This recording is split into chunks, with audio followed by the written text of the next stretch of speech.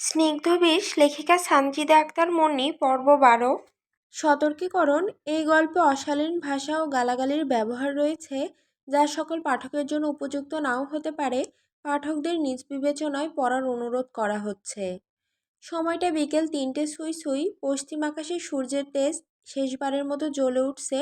লালচে আলোয় রক্তমাখা আভা ছড়িয়ে আছে চারপাশে, আর এই আলোয় ভেসে যাচ্ছে এক উন্মুক্ত দৌড়ের দৃশ্য। সামনে একজন লোক প্রাণ বাঁচাতে হাঁপাতে হাঁপাতে পা টলমল করতে করতে দৌড়াচ্ছে। ওর পায়ের শব্দ মাটির বুকে মরিয়া আর্তনাদ তুলে দিচ্ছে। আর তারই পেছনে পাগলের মতো দৌড়াচ্ছে তৌসির। ওর পরনে সাদা পাঞ্জাবি আর ক্রিম সাদা রঙের চেকের লুঙ্গি। বাতাসে পিছনে হাওয়ায় উঠছে। কোমরে লুঙ্গিটা ভাঁজ করে শক্ত করে গোজা। সেই গোজের ফাঁক দিয়ে আবার উঁকি মারছে তৌসিরের সবসময়কার প্রধান অস্ত্র, ধারালো সেই লোহার চাপাতি। চাপাতি তো আছেই, সাথে ওর ডান হাতে ধরা আরও ভয়ঙ্কর কিছু। সেটা হলো লুসি, একটি বেসবল ব্যাট, যার সামনের মোটা অংশটাই মরিচা ধরা কাঁটাতারের আটসাট বাঁধনে বাঁধা। তার ফাঁকে ফাঁকে খাড়া হয়ে আছে ধারালো পেরেক। হাতে থাকা এই লুসির গায়ে এখনও লেগে আছে শুকনো ছিলে যাওয়া মাংস আর রক্ত। হয়তো এর আগে এটি দিয়ে কাউকে বেদম পেটানো হয়েছে। তৌসিরের চোখ দুটো সামনেই স্থির, কোনো হুঁশ জ্ঞান নেই ওর। দৌড়ের শব্দ, চিৎকার, বাতাস কিছুই ওর কানে পৌঁছাচ্ছে না। ওর দৃষ্টি কেবল সামনে ছুটতে থাকা মানুষটার ওপর, যাকে ধরতে পারলেই আজরাইলের সাথে সাক্ষাৎ করাবে। তৌসির থাম! পেছন থেকে নাজিম চাচা, মিনহাজ মামা আর রুদ্র প্রাণপণ চিৎকার করছেন। ওরাও দৌড়াচ্ছেন, কিন্তু তৌসিরের উন্মুক্ত গতির সঙ্গে তাদের পদক্ষেপ এখন শিশুদের ব্যর্থ দৌড়ানোর সমান। কোনো যুক্তি, কোনো সম্পর্ক, কোনো মানবিক ডাক কিছুই পৌঁছাচ্ছে না তৌসিরের কানে।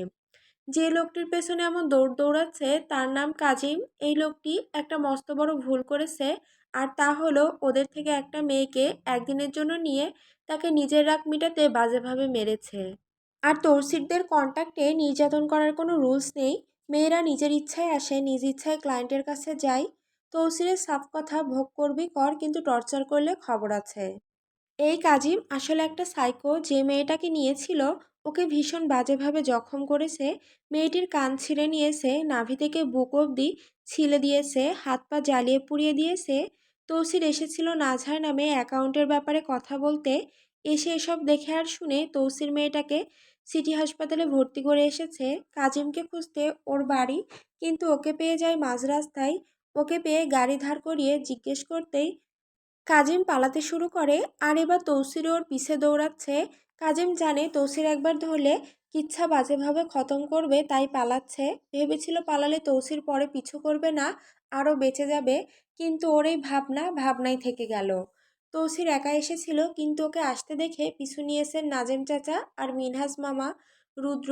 কারণ তারা জানেন তৌসিরের ট্রমা আবার বেড়ে গেছে, নিশ্চয়ই বেড়ে গেছে, নয়তো এমন পাগলা কুকুরের মতো ছুটত না। ওরা বর্তমানে শহর থেকে কিছুটা দূরে পাহাড়ের পিছনে একটা জায়গায় আছে। কাজিম প্রাণ বাঁচাতে একটা পুরনো পরিত্যক্ত বাড়ির গেটের ভিতর দিয়ে ঢুকে যায়। তৌসিরও ওর সাথে প্রবেশ করে। তৌসিরের হাতের নাগালের কাছে প্রায় কাজিম এসেই গেছে। কাজিম দৌড়ে একটা পড়ে থাকা গাছের গুঁড়ির সাথে ধাক্কা খেয়ে পড়ে যায়।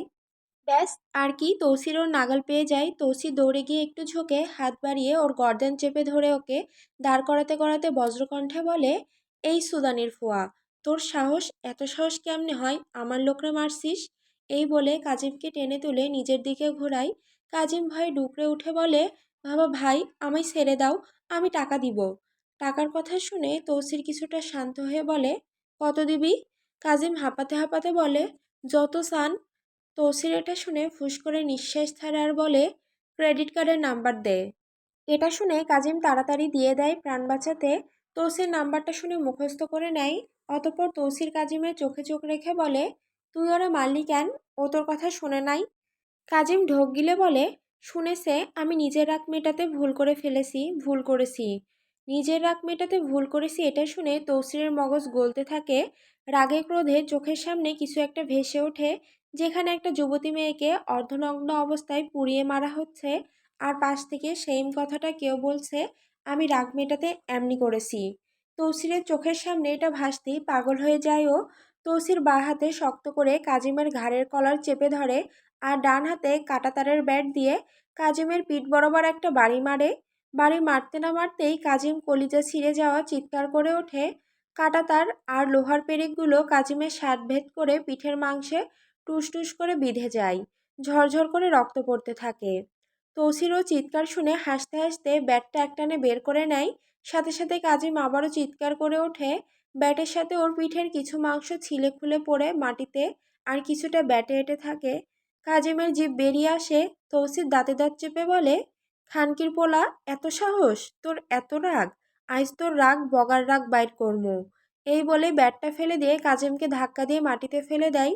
নিজে ওর কাটা সেরা ছিলে যাওয়া পিঠের ওপর উঠে বসে, বাঁ হাত দিয়ে ওর ঘাড় চেপে ধরে। এতে কাজিমের নাক মুখ মাটির সাথে লেগে যায়। মাটিতে থাকা কংক্রিটের ছোট ছোট কাটা কাজিমের গাল দিয়ে ঢুকতে থাকে। কাজিম ফোঁপাতে থাকে শুধু। তৌসির এবার নিজের কোমরে গোজা চাপাতিখানা ডান হাতে শক্ত করে ধরে নিয়ে ধীরে ধীরে কাজিমের ডান হাতের ওপর রাখে আর বলে, এই হাত দিয়ে মারছিলি না?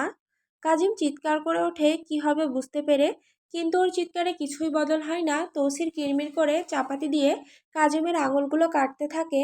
মানুষ যেমন সবজি কুচি করে তেমনভাবেই কুচি করতে থাকে। রক্ত ছিটকে এসে তৌসিরের হাতে পায়ে লাগে, কিন্তু তাতেও তৌসির থামে না। কাজিমের হাতটা এমন করে কনুই অবধি কেটে নেয় তৌসির। কাজিম চিৎকার করতে করতে মারা যায় বলতে গেলে, শুধু শ্বাসটা আসে আর যায়। তৌসির এবার চাপাতিটা ফেলে দিয়ে পাশ থেকে ব্যাটটা নিয়ে দুই হাতে শক্ত করে ধরে কাজিমের মাথায় মারতে থাকে।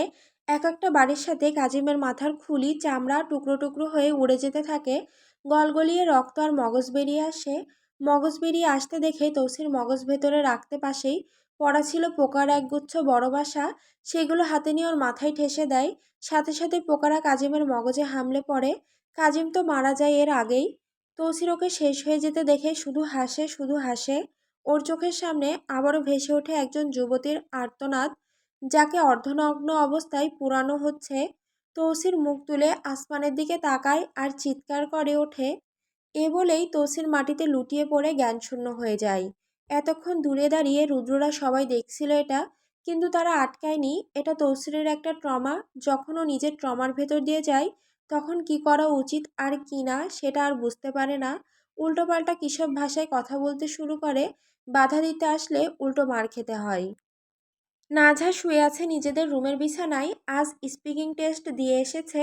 মোটামুটি ভালোই হয়েছে, আলহামদুলিল্লাহ। 8 অথবা 9 তো আসবেই ইনশাল্লাহ। বাকিটা আল্লাহর ইচ্ছা। তৌসির নিয়ে গিয়েছিল ওকে 2টোর দিকে। বাড়ি ফিরেছে। বাড়ি ফিরে তৌসির গোসল করে বেরিয়ে গেছে, আর নাঝা গোসল করে নামাজ পড়ে খাবার খেয়ে শুয়ে আছে।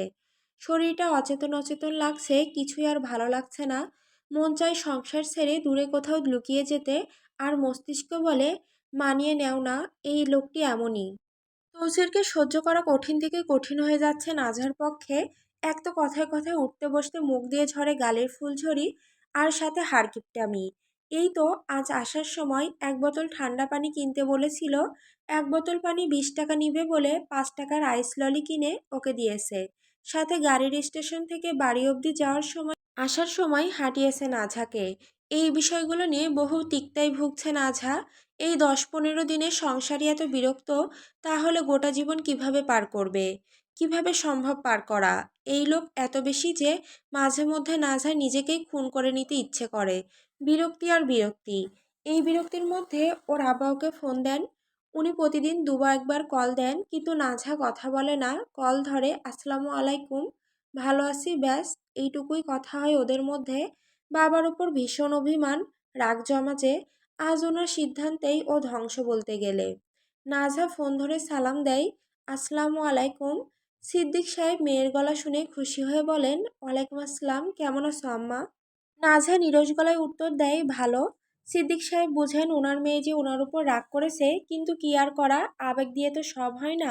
উনি জিজ্ঞেস করেন, আজ পরীক্ষা দিতে গেছিলা? হ্যাঁ। ভালো হয়েছে তো পরীক্ষা? হয়েছে। সিদ্দিক সাহেব এবার বলেন, আব্বারে জিগাইবা না আব্বা কেমন আছি? কথাটা শুনে নাঝার কলিজা ছিঁড়ে যেতে থাকে। ওর জীবনের প্রথম ভালোবাসার পুরুষ ওর বাবা, যার প্রতি ভালোবাসা কোনোদিনই কমবে না। নিজের বাবার মুখে এমন অসহায়ের মতো কথা শুনে বক্ষ কষ্টে স্তব্ধ হয়ে গেছে। চোখ বেয়ে পানি পড়ে। নাঝা ফোনটা কিছুটা দূরে নিয়ে নাক মুখ মুছে ঢোক গেলে নেয়, একটু স্বাভাবিক হয়। তারপর ফোনটা কানে লাগিয়ে শক্ত হওয়ার ভান করে বলে, আপনি তো ভালোই থাকবেন, আমার মতো এত বড় বোঝা যে মাথা থেকে সরল। মেয়ের বলে এমন কথায় অন্তরে ক্ষতের দাগ আটে সিদ্দিকের। উনি বুঝে যান ও কাঁদছে, নরম গলায় বলেন, আম্মা কাঁদতাছো তুমি? কাইন্দো না, তোমার বাপ তোমার বালার লাইগাই যা করার করছি। আর তুমি আমার মাথার বোঝা ছিলা না, আমার মাথার মুকুট ছিলা, যে মুকুট আমি হারাইয়া ফেলছি। বাবার কথায় নাজা ফুফিয়ে কেঁদে ওঠে, ওনা দিয়ে মুখ চেপে ধরে বলে, আমার ভালো চাইতে গিয়া আপনি আমারই ক্ষয় কইরা দিলেন আব্বা। নাজা যে কাঁদছে এবার স্পষ্ট বুঝতে পারেন উনি। সিদ্দিক সাহেব দীর্ঘশ্বাস ছেড়ে বলেন, বাপরা কখনোই তার সন্তানকে বেনালে দেয় না গো আম্মা। তুমি ভুল বুঝো না তোমার এই বাপরে। তোমার বাপ সারাটা জীবন তুমি ভালো থাকো এই আশায় মরছে, কিন্তু শেষমেশ পরিস্থিতির কোলে পড়ে সব আশা হারাইছে। তারপরও কই যার হাতে তুলে দিছি তারে সম্মান কইরো, হে ভালো রাখবো তোমারে। নাঝার চোখ বেয়ে অঝোর ধারায় অশ্রু গড়াতে থাকে। ফুপাতে ফুপাতে ওড়না মুখে আরো শক্ত করে গুজে ধরে বলে, আমি ভালো আছি আব্বা, আমি ভালো আছি। এই বলে ফোন কেটে দেয়। বাবার অসহায় গলার সুর ওকে ভেতর থেকে দুমড়ে মুচড়ে শেষ করে দিচ্ছে। পৃথিবীতে নিজের বাপ চাচার কষ্টেই একমাত্র নাঝার কলিজা ছিঁড়ে ফাটে। ওর বাবার জায়গায় অন্য কেউ হলে এমন কান্না তো দূরের কথা, দীর্ঘশ্বাসও বের হতো না ভেতর থেকে। কিন্তু এই লোকটা যে সবার সমান নয়, তিনি যে সবার থেকে আলাদা, সবার চেয়ে আপন। ওনার এক চুল কষ্টে ভেতর ক্ষতবিক্ষত হয়ে যায় নিজের।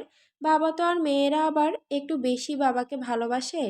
তার উপর ওর মা বাবা দুজনই উনি, এর জন্য কষ্ট আর ক্ষতটাও দ্বিগুণ প্রগাঢ়। তৌসির, রুদ্র আর কেরামত সবাই মিলে ছাদে টিভি দেখছে। দুপুরে ঘটে যাওয়া ঘটনার কারণে তৌসিরের মেজাজ এখনও তিক্ত। যদিও জ্ঞান ফেরার পর সবকিছু স্বাভাবিক হয়ে গেছে, তবুও ওর হাত অস্থির হয়ে আছে, ভীষণভাবে চুলকাচ্ছে। মন চাচ্ছে আর একটা লাশ ফেলতে। কিন্তু না, অকারণ খুন করে হাতে দাগ লাগানো তৌসিরের নিয়মে নেই। ও বরং মিটমাটের মধ্যেই সমস্যার সমাধান করতে পছন্দ করে। তুচ্ছ কারণে খুন করা, তারপর লাশ লুকানো, রক্তে ভেজা কাপড় ধোয়া, এসব ওর কাছে ঝামেলা ছাড়া আর কিছু নয়। বেশি রক্তের দাগ লাগলে সেই কাপড় আর পরা যায় না। তার উপর লাশ গুম করতেও টাকা খরচ হয়। তাই তৌসিরের মতে মুখে কথা বলে মিটমাট করাই শ্রেয়, টাকাও বাঁচে, ঝামেলাও কমে। ছাদে টিভি বসানোর ব্যবস্থা করা হয়েছে, সবাই মিলে মুভি দেখছে। স্ক্রিনে চলছে তৌসিরের সবচেয়ে প্রিয় সিনেমা, ক্যানিভাল হোলোকাস্ট। এই সিনেমাটা প্রায়ই দেখে ও। মাঝে মাঝে দ্য প্যাশন অব দ্য চার্চড কিংবা এরকমই তীব্র কাহিনীর মুভি দেখা পড়ে। তবে বেশিরভাগ সময়ে ওর মন টানে ক্যানিভ্যাল হোলোকাস্ট এর মতনগুলোতেই, কি অন্য কিছুতে মন টিকে না। রাতের খাবার খেয়ে এসে বসেছে স্ক্রিনের সামনে মুভিটা দেখবে বলে, কিন্তু হঠাৎই কাজের লোক একজন ছুটে এসে জানালো বিবিজান ডেকেছেন, তাড়াতাড়ি যেন ও নিজের রুমে যায়। খবর পেয়ে তসির বিরক্ত স্বরে বলে, এই বুড়ির যন্ত্রণাই চইলা জামু কবে বাড়ি সাইরা সাওয়া। এমন বাণী বুক থেকে ঝেড়ে চুপচাপ ছাদ থেকে নামে। নাজেম চাচা ওর যাওয়ার ভঙ্গি দেখে মুচকি হেসে বললেন, যাও ভাতিজা, আইজ তোমার লাইগা মারাত্মক আয়োজন করছি। বিকেল থেকে তৌসির রুমে ফ্লোকেনি। রুমের দরজা পেরিয়ে পা রাখতেই তো তবদা খেয়ে যায়। চারিদিকে ফুলের মিঠা গন্ধে ভরে আছে ঘর। বিছানায় ফুল দিয়ে এমনভাবে সাজানো ঘরটা, এমনভাবে সাজানো যেমনটা বিয়ের প্রথম রাতে ছিল। কিন্তু আজ হঠাৎ এমন আয়োজন কেন? কিছুই বুঝে উঠতে না পেরে বিবিজানের দিকে তাকিয়ে বলে, বিবি। ব্যাস, আর কিছু গলা থেকে বের হওয়ার আগে কথা হারিয়ে যায়। বিবিজানের পেছনে একজনের ওপর তৌসিরের নজর আটকে যায়। পা থেকে মাথা অবধি তাকে পরখ করতেই গা ঝিম ধরে যায়। মনে হয় কেউ 400 ভোল্টের শক দিল। আর না হয় বজ্রপাত তৌসিরের ওপর এক মুহূর্তে হলো। নাজা দাঁড়িয়ে আছে সামনে, কিন্তু আজও প্রতিদিনের মতো সুরূপা রূপে নয়, বরং অদ্বিতীয়া রূপলাবণ্যের রূপ ধারণ করে দাঁড়িয়ে আছে। নাঝার গায়ে জড়ানো হালকা ক্রিম আভাময় শাড়ি, যার জমিনে সূক্ষ্ম সোনালি সুতোর আঁকিবুকি দেখেই বোঝা যাচ্ছে নিপুণ কারিগরের হাতে বোনা। শাড়ির পাড় জুড়ে গাঢ় সবুজের রং, তার উপর সোনালি সুতোয় কারুকাজ করা। আঁচলের অংশটিও পাড়ের রঙের সাথে মিলিয়ে গাঢ় সবুজ। শাড়ির কাপড়টি খাদি কাপড়ের। তৌসির দূর থেকেই বুঝতে পারছে এটা। ব্লাউজটি গাঢ় সবুজ রঙের, যা শাড়ির পাড়ের রঙের সাথে হুবহু মিলে গেছে। এরই মধ্যে নাজার ধবধবে শুভ্র গলায় একখানা ভারী চোকার পরা। চোকারটা দেখে মনে হচ্ছে চাঁদের কিরণকে আঁকড়ে রাখা কোনো এক অলংকার। নাজহার দুধসাদা লাবণ্যময় দেহাবয়ব এই সবুজ পাড়ের অশ্বেত অশ্বেত মিশ্র আভা রঙের শাড়িটিকে নাজহাকে শরতের স্নিগ্ধা মনোহরিণী তিলোত্তমার ন্যায় লাগছে। তসির হা করে স্থবির চোখে নাজহার ন্যায় তাকিয়েই থাকে। ঘরের লাইট আর বাইরে থেকে আসা চাঁদের আলোয় লাবণ্যময়ী নাজহাকে দেখে এই জীবনে পৃথিবীর অন্য কোনো নারীর রূপ ওর দৃষ্টিগোচর হওয়ার যোগ্য নয়। নাজহার শুধুমাত্র অপরূপা রূপে নয়, বরং অদ্বিতীয়া রূপে। এই রূপে কোনো খুঁত নেই, কোনো তুলনা নেই, যা আছে তা একান্তই চারণ্য রূপ। নাজহার কোঁকড়ানো বাদামি কেশ তরঙ্গগুলো খোলা খোলা চুলগুলো কাঁধের গলায় দু একটা এসে উড়ে পড়ছে, চারপাশে দুলছে। এরই মধ্যে কালো ঘন পাপড়িতে আবদ্ধ কালচে সবুজ নয়না। হয়তো কাজল দিলে আরও বেশি সুন্দর লাগতো, কিন্তু যে প্রকৃত সুন্দর থাকে, আর কি কৃত্রিমতা দেওয়া যায়? তাই কাজল না দিলেও মারাত্মক লাগছে চোখ জোড়া। ঠোঁটে কিছু দেওয়া নেই, কারণ ওর পুষ্পা ধরে কোনো কিছু দেওয়ার প্রয়োজন নেই।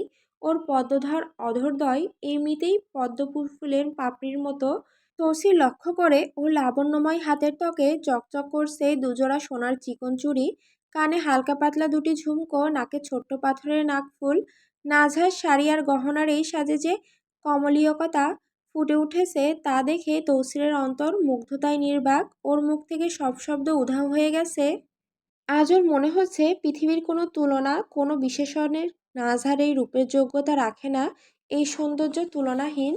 তৌসির শুধু স্তব্ধ চোখে নাজহাকে দেখতে থাকে, আর মনে মনে স্বীকার করে, নাজহা আজ নিরুপমা, যার রূপের কোনো মাপকাঠি নেই। যে সৌন্দর্য দেখলে শব্দরা সব চুপ করে যায়, সেটাই তো নিরুপমা। আর সবচেয়ে মিঠে অনুভূতি হলো এই অনন্যা রূপসী তৌসিরের নিজের একান্ত। তৌসির যতটুকু না নাজহার রূপে বিমোহিত হয়েছে, তার চেয়ে দ্বিগুণ তীব্র মোহে আবিষ্ট হয়েছে ওর চিত্ত নাজহার সবুজ কালচে চোখে। এই নয়নদ্বয় মনে হয় বর্ষার ভেজা শ্যামল বনভূমির সমস্ত রহস্য আর রাতের আকাশের স্তব্ধতা একসাথে এসে ভিড় করেছে। তৌসিরের দৃষ্টি যখন এই চোখে নিবদ্ধ হয়, তখন তৌসিরের মনে হয় এক অতলান্ত হৃদের ধারে এসে দাঁড়িয়েছে, যার অন্তহীনে রয়েছে শুধুই মোহচ্ছন্নতা। তৌসিরকে এমন তবদা খেতে দেখে বিবিজান এগিয়ে এসে ওর গাল টেনে বলেন, শুধু চোখ দিয়া না গিল্লা, অন্য কিছু করো মিয়া আহালা। তৌসির ওনার কথায় ভরকে আবুল বনে গিয়ে মেকি হেসে বলে, কি যে কন বিবিজান। বিবিজান ওর কথায় পাত্তা না দিয়ে নাজহার দিকে তাকিয়ে চোখ রাঙিয়ে ওকে কিছু একটা আদেশ দিয়ে ঘর থেকে বেরিয়ে যান। তৌসির ওনার যাওয়ার পানে তাকিয়ে মাথায় হাত বুলিয়ে ছাগল বনে গিয়ে ঠোঁটের কোণে লাজের হাসি টেনে ধরে। তারপর পিছনে ঘাড় ঘুরিয়ে তাকাতে তাকাতেই বলে ওঠে, আজকে তোমারে যে সুন্দর লাগের গো তালুক। ব্যাস, আর কিছু বলবে তার আগেই নরম হাতের গরম থাপ্পড় পড়ে যায় ওর বাঁ গালে। নাজহা রোষে জ্বলে উঠে তৌসিরকে টাস করে থাপ্পড়টা মারে। তৌসির তো বুঝে উঠতে পারে না কি হচ্ছে আসলে।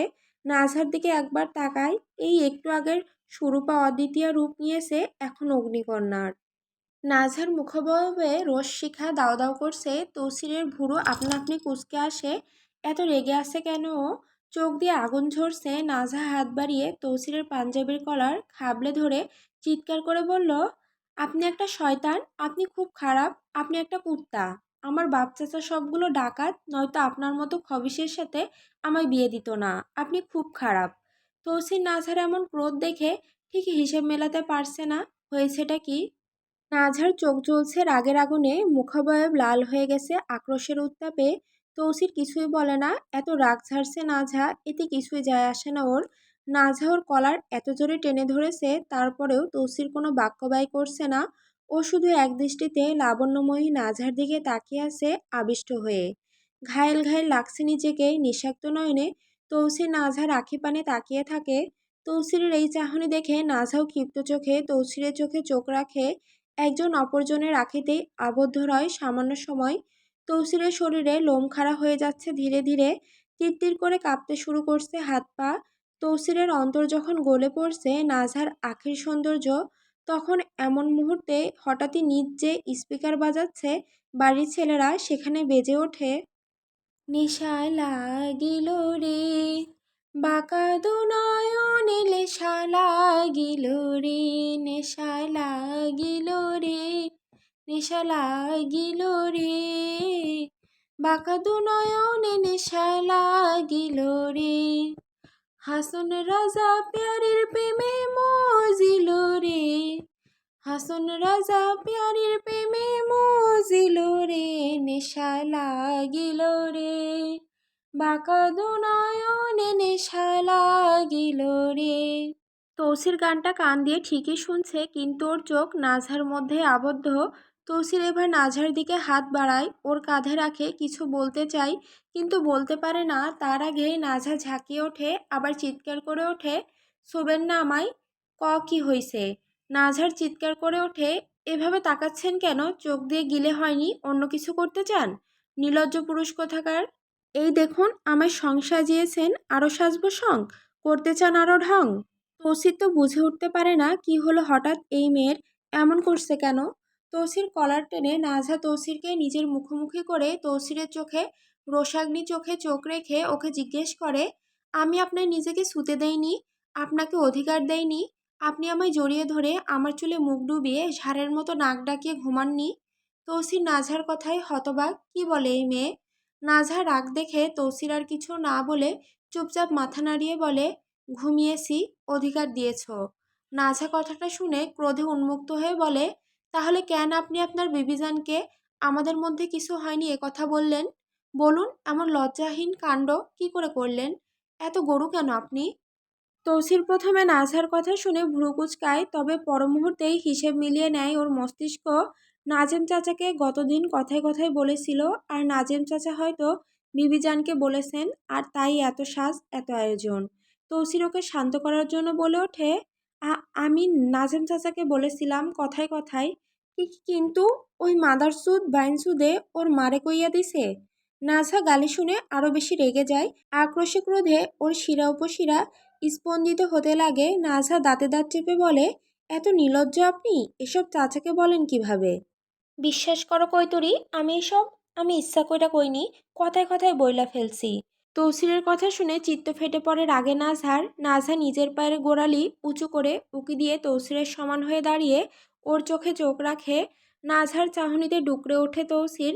নাজহার নয়নজোড়া আগুনে জ্বলছে। নাজহা কটমট করে বলে, আপনার এই কথার জন্য আপনার বিবিজান আমায় বলে। এই বলেই নাজহা চোখের পানি ছেড়ে দেয়। তবে এই কান্না দুঃখের নয়, তা জেদের রুদ্ররূপ। নাজহা জেদে কাঁদছে। নাজহা কিছু না বলে শুধু ঠোঁট কামড়ে জেদে কাঁদে। তৌসির এই বিষয়ে বড্ড বিরক্ত হয়। এভাবে কান্নাটা ভালো টিকে না। বাইরে থেকে কেউ শুনলে খারাপ ঘটনা ধরে নেবে আর সারা জীবনে দাগ থেকে যাবে। তৌসির এবার ধমকে বলে, এ বাইনচোদের নাতির শাওয়ার কান্দন বন্ধ কইরা কি হইছে? নাজহা ওর ধমকে এবার গলার শক্ত আওয়াজে বলে, আপনার বিবিজান বলেছেন আমার বাড়িতে অনেক জোয়ান ভাই আছে, তাদের কারো কাছ থেকে হয়তো আমি নিজের কুমারত্ব হারাইছি, এর জন্য আমি আপনার কাছে যাই না, ধরা খেয়ে যাব বলে। এ বলেই নাজহারও শক্ত করে নিজের দুই হাতের মুঠোয় তৌসিরের কলার চেপে ধরে। অপমানের প্রতিটি তীক্ষ্ণ শব্দ নাজহার কানে তীরের মতো এখনো বিঁধছে।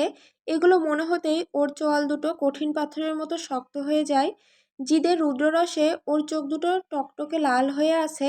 ক্রোধে দাঁতে দাঁত চেপে ও এমনভাবে কাঁদছে, মনে হচ্ছে ওর শরীরের ভেতরের প্রতিটি পেশি চিৎকার করছে জেদে। যাচ্ছে রাগে। তৌসির এটা শুনে তটস্থ হয়ে নাজহার মুখপানে তাকিয়ে রয়। ওর বিবিজানোর সংসারে এমন আগুন লাগাবেন তৌসির কখনো কল্পনাও করেনি। বিবিজান নিজের জায়গা থেকে তো বলে দিয়েছেন, কিন্তু এই নাজহা যে এমন ভয়ঙ্কর রূপ নিল, একে কিভাবে সামলাবে? তৌসির সব সামলাতে পারলেও এই ঘাড়তারাকে সামলাতে পারবে না। তৌসির হাত বাড়িয়ে নাজহার চোখের পানি মুছে দিতে দিতে বলে, যাতে দেখো, এভাবে কেঁদো না, আমি বিবিজানকে জিজ্ঞেস করব কেন উনি এমন কইলেন। তৌসিরের এমন ভেজা বিড়ালের রূপ দেখে নাজহা চিৎকার করে জিজ্ঞেস করে, আপনার মনে হয় আমি অপবিত্র? তৌসির জিহ্বায় কামড়ে দুদিকে মাথা নাড়িয়ে উত্তর দেয়, না না, আমি এসব স্বপ্নেও ভাবি না। তাহলে উনি কেন আমাকে এটা বললেন? উনি বৃদ্ধ মানুষ, বোঝেননি। নাজহা এটা শুনে ঝাঁজ ধরানো গলায় বলে, উনি বোঝেননি? চুল কি ওনার এমনি এমনি পেকে গেছে? উনি ইচ্ছে করে আমায় এসব বলেন, ইচ্ছে করে আমায় বলেন। তৌসির পড়ে যায় মহাবিপদে। এদিকে ওদিকে এক পলক তাকায় আর মনে মনে বলে, বুড়ো নাগিনের কি প্রয়োজন ছিল আমার নাগিনকে উস্কে দেওয়ার? এখন না আমার নাগিন আমায় গিলে নেয়। তৌসির নাজহার কপালে চোখের পাশে পড়ে থাকা চুলগুলো ওর কানের পাশে গুজতে গুজতে নরম সুরে বলে, আমি জিজ্ঞেস করব কেন উনি কোন সাহসে তোমায় এসব কন? নাজহা ঢুক গেলে বিষাক্ত গলায় বলে, উনি নিজে মাগিবাজ হয়ে আমায় মাগি বানিয়ে দেন। ওনার মতো ব্যবসা নাকি আমি যে উনি আমায় এসব বলেন? তৌসির এমন বিষাক্ত কথা শুনে হালকা ধমকে ওঠে, এ সিনাল, মুখ সামলা, মুখ সামলা। নাজহা তৌসিরের কলার আরও শক্ত করে টেনে ওকে ঝাঁকিয়ে তুলে বলে, কি সামলাবো? সামলাবো না মুখ। উনি কেন বলবেন আমায়? এসব কেন বলবেন? আমায় বিয়ে কে করেছে? কে বিয়ে করেছে বলুন? তৌসির উত্তর দেয়, আমি। নাজহা রক্তাভ দৃষ্টিতে অগ্নিশিখার ঝলক ছুড়ে দিয়ে বলে, তাহলে কেন উনি আমায় এমন কথা বলবেন? আমার বিয়ে আপনি করেছেন, তাহলে উনি কেন বলবেন? বলুন কেন বলবেন? উনি কি বিয়ে করেছেন নাকি? আমি জিজ্ঞেস করমু তো, বললাম কেন এমন কইলেন? নাজহা জোরে জোরে শ্বাস ছেড়ে বলে, কি বললেন? কিভাবে জিজ্ঞেস করবেন বলুন? তৌসির তো এবার আটকে যায় বিপদে, আমতা আমতা করে বলে, বলবো কেন তুমি আমার বউরে এসব বললা, আর এসব জীবনও কইও না। নাজহা দাঁত চেপে বলে, কেন এত শান্তভাবে কেন বলবেন? এমনিতেই তো গালের ফুলঝুরি ছুটান মুখ দিয়ে, তাহলে আমার বেলায় এত নরম হয়ে জিজ্ঞেস করবেন কেন? তাইলে কিভাবে জিজ্ঞামু? তৌসিরের কথায় নাজহা তৌসিরকে টেনে নিজের আরেকটুখানি কাছে টেনে আনে। তৌসিরের শরীরের লোম খাড়া হয়ে যায় এতে।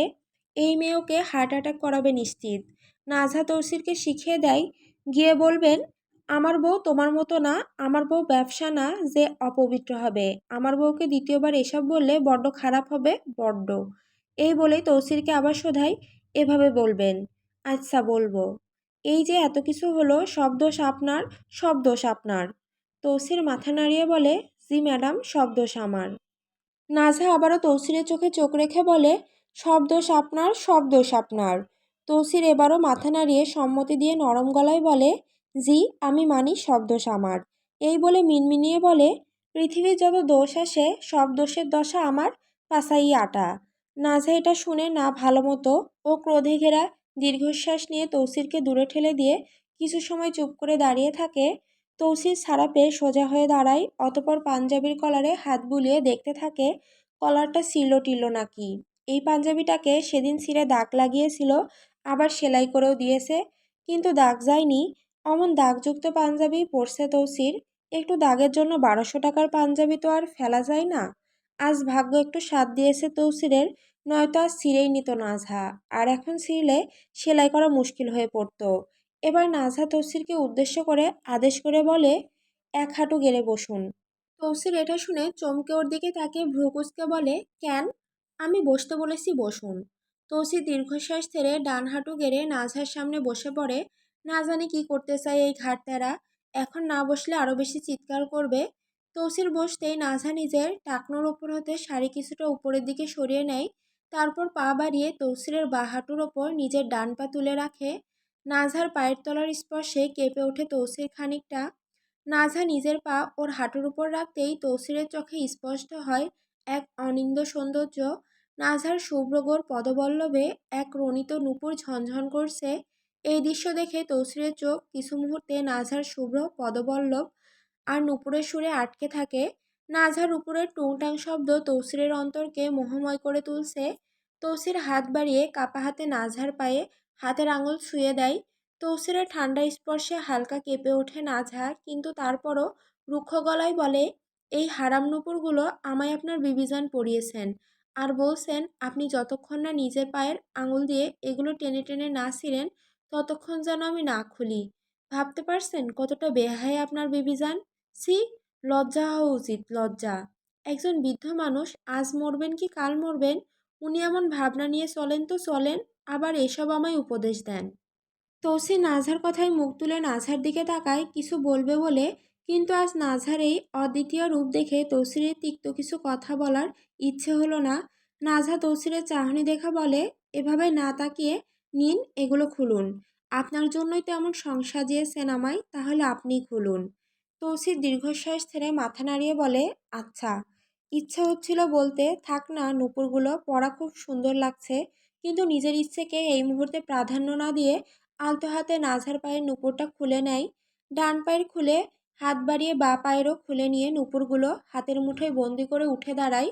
নুপুরগুলো বেশ দামি হবে, এখন যদি এগুলো নাজহার হাতে দেয় তাহলে নাজহা নিশ্চিত এত দামি নুপুরগুলো ছিঁড়ে নেবে। তাই তৌসির বুদ্ধি খাটিয়ে নুপুরগুলো বেলকনিতে ছুঁড়ে মারে আর বলে, এই শাওয়াগুলো ফেলে দেওয়াই ভালা। তৌসির এগুলো ফেললো সকালে উঠে যাতে নাজহার অগোচরে এগুলো নিয়ে নিতে পারে। এত টাকার নুপুর ফেলবে নাকি ও? নাজহা এটা দেখে শান্ত চোখে বলে, এগুলো কেন ফেললেন, যান গিয়ে নিয়ে আসুন। থাক না, ওইগুলো দিয়ে কি করবা? বলছি নিয়ে আসতে, নিয়ে আসুন। তৌসির গরম চোখে নাজহার দিকে তাকায়, বেশি বেশি করে ফেলছে এই মেয়ে, এবার মেজাজ খারাপ হচ্ছে ওর। চোখ রাঙায়, কিন্তু নাজহা এসবে ভয় না পেয়ে উল্টো বলে, যান গিয়ে নিয়ে আসুন। চোখ কাকে দেখাচ্ছেন, ভুলে যাবেন না বউ হই আমি আপনার, আপনাকে আঁচলে বেঁধে নাচানোর ক্ষমতা রাখি আমি। এটা শুনে তসরিনের প্রথমে রাগ হলেও পরে যখন ভাবে নাজহা তো ওকে স্বামী মানলো, যেভাবেই হোক মানলো তো, ব্যাস এতটুকুই যথেষ্ট। তাই তৌসির আর অযথা কথা না বাড়িয়ে চুপচাপ গিয়ে নূপুরগুলো হাতে তুলে নেয়। নূপুরগুলোর দিকে তাকিয়ে বলে, আজ এগুলোর জীবন শেষ রে। নূপুরগুলো নিয়ে এসে নাজহার হাতে তুলে দেয়। নূপুর হাতে পেয়ে কিছু সময় নূপুরের দিকে তাকিয়ে থাকে নাজহা, তারপর কি একটা ভেবে নূপুরগুলো টেনে হিঁচড়ে ছিঁড়ে ফেলে। নূপুরের পুঁতিগুলো ঝনঝন করে ঘরের ফ্লোরে এদিক ওদিক গড়িয়ে পড়ে। এই শব্দে তৌসির চোখ বুজে নেয়, নিজেকে সামলাতে, নিজের বদমেজাজকে নিজের আয়ত্তে রাখতে। নাজহা নূপুরগুলো ছিঁড়ে নূপুরের এলোমেলো পুঁতিগুলোর দিকে তাকিয়ে একটা প্রশান্তির হাসি দেয়। একটু শান্ত হলো অন্তর। এবারও নিজের দুই হাত তৌসিরের দিকে বাড়িয়ে দিয়ে বলে, নিন, এবার আমার কানে গলায় যা যা আপনার মনোরঞ্জনের জন্য পরানো হয়েছে সবগুলো আপনি খুলে দিন। আমি কষ্ট করে পড়েছি, আমি আর কষ্ট করতে পারবো না। তৌসির এটা শুনে স্থবির হয়ে নাজহার দিকে তাকিয়ে থাকে। এই মেয়ে কি চায়, মেরে ফেলবে নাকি তৌসিরকে? তৌসির দু কদম এগিয়ে যায়। নাজহার মৃদু শ্বাস প্রশ্বাসের শব্দে তৌসিরের নিজের শ্বাসও আরো ভারী হয়ে ওঠে। ও নাজহার হাত নিজের হাতের মুঠোয় আঁকড়ে ধরে, তারপর আলতো করে পরম যত্নে ওর হাত থেকে চুড়িগুলো খুলে নেয়। চুড়িগুলো সরিয়ে দেওয়ার সময় তৌসিরের আঙুল নাজহার মসৃণ চামড়ায় ছুঁয়ে যায়। এই অপ্রত্যাশিত স্পর্শে নাজহার শরীর মৃদু কেঁপে ওঠে। তৌসিরের আঙুলগুলো আবেশে থরথর করে কাঁপছে। নাজহার এত কাছে এসে নিজেকে সামলানো সত্যিই কঠিন, মহা কঠিন এক কর্ম। চুড়ি খুলে নিয়ে তৌসির হাত বাড়ায় নাজহার কানের দিকে। ধীর স্থিরভাবে কানের দুলগুলো খুলে নেয়। এতে তৌসিরের উষ্ণ নিঃশ্বাস নাজহার গাল ছুঁয়ে যায়। নাজহার তো শ্বাস বন্ধ হয়ে আসার উপক্রম, কিন্তু সে বাধা দেয় না। শ্বাস বন্ধ হলেও বন্ধ হয়ে মরে যাক, কিন্তু জেদ তো পূরণ হবে। মন তো চাচ্ছে তৌসির আর ওর পরিবারকে কাঁচা চিবিয়ে খেতে, কিন্তু তা তো কোনো কালেই সম্ভব নয়। যদি সম্ভব হতো তবে আজ এই মুহূর্তেই নাজহা এমন কিছুই করত। তৌসিরের চোখ যায় এখন নাজহার গলায়। হাত বাড়িয়ে নাজহার গলার চোকারটা খুলে নেয়। এরপর নাজহার মুখের আরও কাছে ঝুঁকে পড়ে, উদ্দেশ্য নাকফুলটা খুলে নেওয়া। ঝুঁকে যাওয়ার তাদের মাঝে দূরত্ব প্রায় নেই। তৌসিরের দৃষ্টি স্থির নাজহার নাকের উপর। পরম মমতায় আলতো করে নাজহার নাকফুলটি সরিয়ে নেয়। তারপর দ্রুত নাজহার থেকে দূরে সরে গহনাগুলো ওয়ারড্রোবে রেখে দিয়ে ওয়ারড্রোব থেকে একটা কালো পায়জামা কামিজ এনে ওর হাতে দিয়ে বলে, নাও এবার গোসল কইরা আও। এখন আবার কইও না শাড়ি খুইল্লা দিতাম। নাজহা কিছু বলে না, শুনেও না শোনার ভান করে তৌসিরের হাত থেকে ড্রেসটা নিয়ে ওয়াশরুমের দিকে চলে যায়। নাজহা ওয়াশরুমে প্রবেশ করতেই তৌসির খাট পায়সির ওপর থেকে পানির জগটা হাতে নিয়ে দ্রুত পায়ে বেলকনিতে যায়।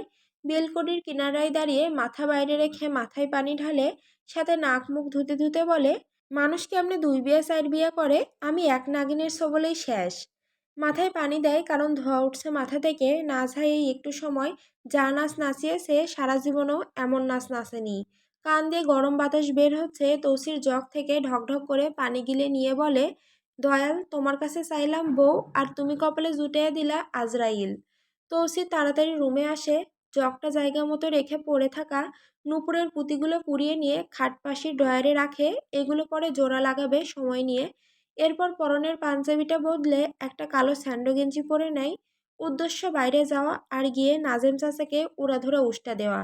এই এত সব যা যা হলো তা সব নাজেম চাচারই অবদান।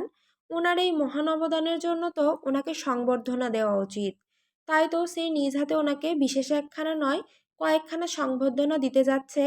তৌসির বাইরে যাওয়ার জন্য পা বাড়ায়, তখনই ওয়াশরুম থেকে নাজহা বের হয়ে পিছন থেকে জিজ্ঞেস করে, কোথায় যাচ্ছেন? তৌসির পেছন ফিরে ওর দিকে তাকায় এক পলক। চোখ মুখ লাল করে নিয়েছে কান্না করতে করতে, তাই লাল টুকটুকে হয়ে আছে ওর মুখাবয়ব। কালোতে তো অসম্ভব মানাবে নাজহাকে, সে আর নতুন কি। তৌসির স্বল্প সময় ওকে দেখে নিয়ে বলে, বাইরে কাজ আছে একটু। নাজহা নিজের ভেজা কেশ তরঙ্গগুলো তোয়ালে মোড়াতে মোড়াতে তৌসিরকে বলে, চুপচাপ ঘুমান, এখন বাইরে গেলে আপনার নষ্ট মন মানসিকতার বিবিজান আবারও আমায় খোঁটা দিবেন। তৌসির বিষয়টি ভেবে দেখে সত্যিই তো বলছে নাজহা। তাই আর কিছু না বলেই চুপচাপ এসে মাটিতে পাটি বিছিয়ে নিজের বালিশ নিয়ে শুয়ে পড়ে। নাজহা তৌসিরকে এত শান্ত দেখে তৌসিরের দিকে আর চোখে কিছু সময় দেখে নেয়। তারপর রুমের লাইট অফ করে নিজেও তৌসিরের পাশে নিজের বালিশ নিয়ে শুয়ে পড়ে।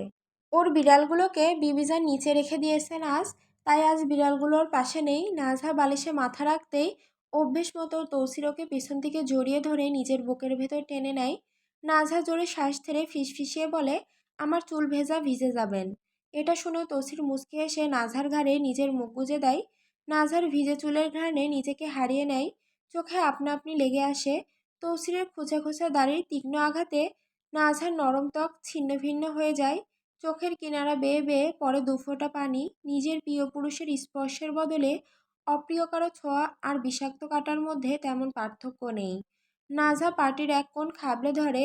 এবার তৌসিরের দিকে ঘুরে শোয়ার সিদ্ধান্ত নেয়, কারণ এভাবে ঘুমালে তৌসির ওর কাছ থেকে সরবে না, আর তৌসিরের খোসা খোসা দাড়িগুলো ওকে বড্ড জ্বালাবে। যেই ভাবা সেই কাজ। নাজহা ধীরে ধীরে তৌসিরের দিকে ঘুরে যায়। ওর মুখ ঠেকে গিয়ে তৌসিরের গলায়। তৌসির এতে ভারী বিরক্ত হয়ে বলে, এত নইরো না তো। নাজহা সহজ ভাষায় উত্তর দেয়, আমায় ছেড়ে ঘুমান, আমি নড়ব। এত কথা কেন কও? এক লাইন বেশি বলা অভ্যাস হইয়া গেছে। হ্যাঁ হয়ে গেছে, আপনার জন্য আমি ঘুমাতে পারি না। সারা রাত আমার বুকের ভেতর ইঁদুরের মতো ঘাপটি মেরে ঘুমাইয়া কও ঘুমাইতে পারো না? আপনার বুকে ঘুমালে শান্তির ঘুম হয় না। বাপ চাচার মতো মিথ্যা কথা বলাই দেখতেছি 100-তে 700 তুমি। নাজহা রাগে স্বরে বলে, কথায় কথায় আমার বাপ চাচাকে কেন টানেন? জাতের দুশ্মন তো তাই টানি। মাঝে মধ্যে মন চায় কথায় কথায় না টাই না একেবারে মাইরা ফেলি সব কয়টারে। কাপুরুষের মতো বলতেই পারবেন, আমার বাপ চাচার একটা লোম ছোঁয়ার ক্ষমতা আছে নাকি আপনার? কাপুরুষের মতো কথাটা শুনে বিরাট রাগ জমে মনে। তুলসী শক্ত গলায় বলে, যদি বিনামূল্যে বোমা পাওয়া যাইতো তাইলে এতদিনে তোর বাপ চাচা সবগুলারে দয়ালের দরবারে পাঠাইয়া দিতাম। এত যখন আক্রোশ, এত যখন শত্রুতা, তাহলে শত্রুর ঘরের মেয়ে বিয়ে করলেন কেন? আপনি না করে দিলেই তো পারতেন। আমার ইচ্ছার থাইকা আমার পরিবারের ইচ্ছা আমার কাছে আগে। আর এমনিতেও তোমারে বিয়া কইরা তেমন লস আমার হয় নাই, লাভই হইছে। একটা কথা জিজ্ঞেস করি উত্তর দিবেন? তোমার মতো নিমাতরি না যে উত্তর দিব না।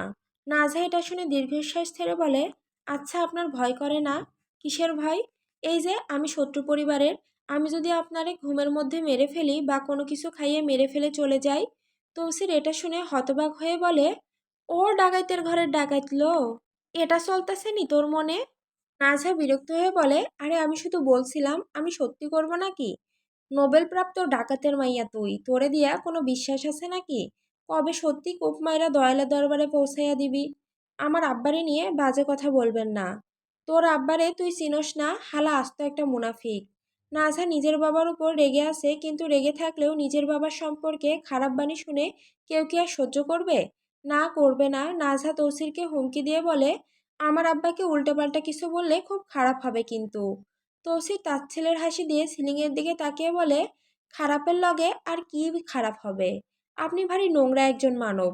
যদি বলো নিকৃষ্ট, নোংরা আর খারাপ, তবে আমি তাই, কারণ সত্য এটাই। যাই হই, আমি তো আমি। নাজহা এটা শুনে খানিকটা সময় স্তব্ধ হয়ে কথাটা ভাবে, বোঝার চেষ্টা করে, কিন্তু এখন আর ও এ বিষয়ে আর কথা বলতে চাচ্ছে না। তাই বিষয়টি এড়াতে এমনিই বলে, আমার ইউজ করা ডাব সাবান শেষ হয়ে গেছে, এনে দিবেন। তৌসির ডাব সাবানের কথা শুনে ভুরু কুঁচকায়। মনে মনে ভাবে, মেলা দাম তো সাবানের, একবার কিনা দিলে প্রতিবার কিনা দেওয়া লাগবে নাকি? বেহুদা টাকা নষ্ট করার মানে হয় না। তৌসির আলতো সুরে বলে, এগুলো ইসরায়েলি পণ্য, এগুলো মাখলে চামড়া টামড়া ঝুইলা যাইব। নাজা বিরক্ত হয়ে বলে, ছি ছি, কি পরিমাণ কিপটে আপনি, লজ্জা লাগে না? তৌসির নাজহার কথায় মুচকি হেসে বলে, এখন ঘুমা আর সি মারাইস না। এই বলে নাজহা টেনে বালিশে রাখে, তারপর নিজে নাজহার গলায় মুখ গুজে দেয়। তৌসিরের উষ্ণ শ্বাস আর খুসে খুসে দাড়ির আঘাত ক্ষতবিক্ষত করে তুলে নাজহাকে। তৌসির নিজের শরীরের অর্ধভার ওর উপর ছেড়ে দিয়েছে। ভারী কষ্ট হচ্ছে নাজহার, দম বন্ধ হয়ে আসছে। নাজহা হাঁপিয়ে ওঠে, আমার কাছ থেকে একটু সরুন না, দম বন্ধ হয়ে যাচ্ছে, খুব ভার আপনার শরীর।